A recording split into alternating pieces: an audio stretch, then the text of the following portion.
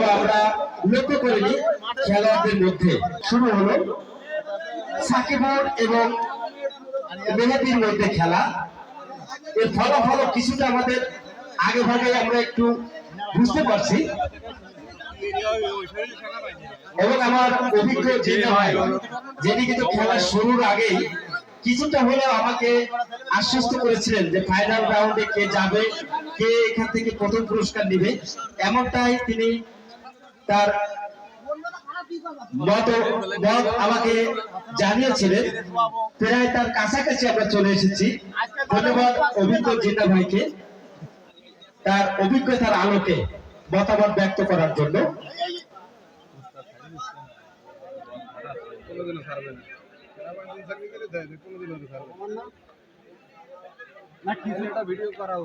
যদিও তার খেলোয়াড় ইব্রাহিম জয়লাভ করতে পারেনি, তিনি কোচ হিসেবে তাকে 3 বছর প্রশিক্ষণ দিয়েছেন।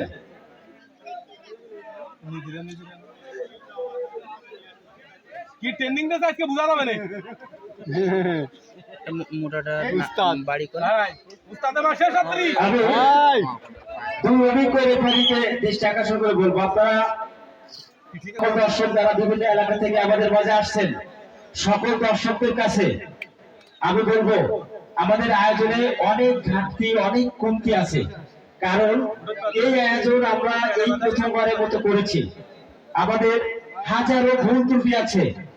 এই ভুল ত্রুটিগুলো আমি আয়োজক কমিটির পক্ষ থেকে আপনাদের কাছে ক্ষমা সুন্দর দৃষ্টিতে দেখার জন্য বিনীতভাবে অনুরোধ করছি।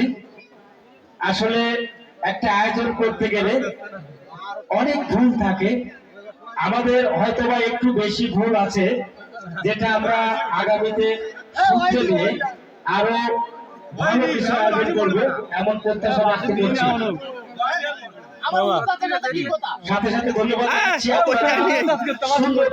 বজায় রেখে আজকের এই খেলাগুলো এবং ঘোরাগুলো পরিবেশ বজায় রেখে আপনারা দেখার জন্য আপনাদেরকে ধন্যবাদ জানাচ্ছি।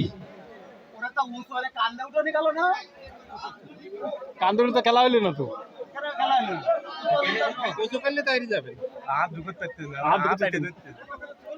সম্মানিত সুধী, আমরা আমাদের আয়োজনের আমরা প্রায় শেষ পর্যায়ে পৌঁছে গেছি। গ্যারেজের যথাযথ দায়িত্ব পালন করবেন। মধু ভাই, গ্যারেজের দায়িত্বে মধু ভাই, আপনাকে একটু মঞ্চে আসার জন্য বিনীতভাবে অনুরোধ করছি। সভাপতি মহোদয় আপনাকে গ্যারেজে আসার জন্য আহ্বান জানিয়েছেন।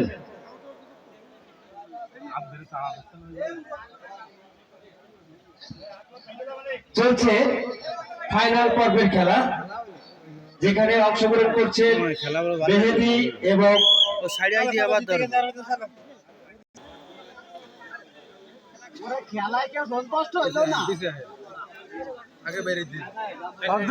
তোমার উঠতে হবে উপরে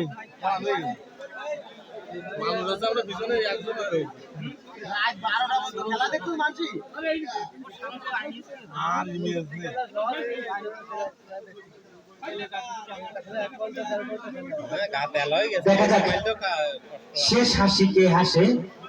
একেবারে জয়ের দ্বার প্রান্তে বেঁধে আছে, এর সাথে আজকে মোটু জিতে গেছে। এই মোটু আমরা মোটু জিতে গেছে। এই মোটু ফাইনাল আছে। এই মোটু অংশগ্রহণ করেছেন। প্রত্যেকটা খেলোয়াড় ফাইনাল ম্যাচে প্রত্যেকটা দলনায়ককে আয়োজক কমিটির পক্ষ থেকে ধন্যবাদ জানাচ্ছি।